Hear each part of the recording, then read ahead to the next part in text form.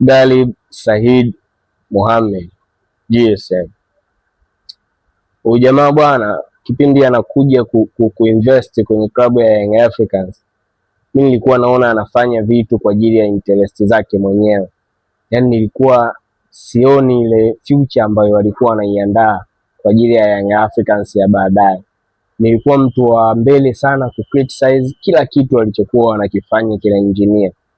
Nilikuwa sioni, ingawa bado hata sasa kuna baadhi ya vitu havina maslahi kwa pande zote mbili, lakini GSM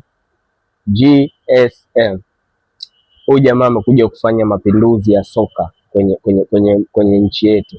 Amekuja kuleta mapinduzi ya mpira wa miguu kwenye taifa letu.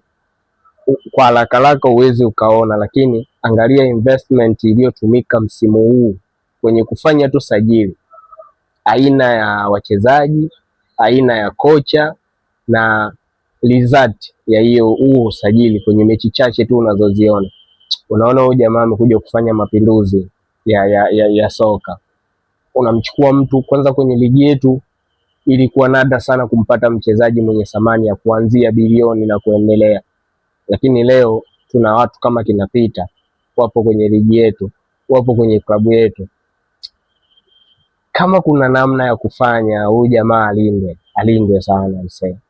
Mimi sitarudia tena kumkosoa huyu jamaa, nasema hivi, sitarudia tena kukosoa uongozi wa engineer, sitarudia tena kukosoa uwekezaji wa GSM Young Africans.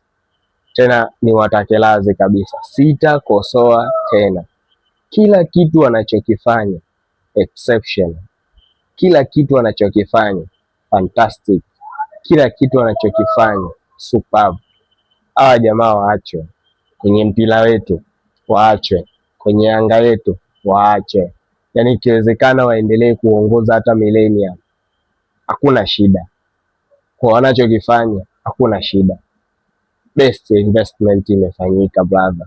Hata kama vitu vingine vitachelewa kuja, lakini kwa hiki superb sana.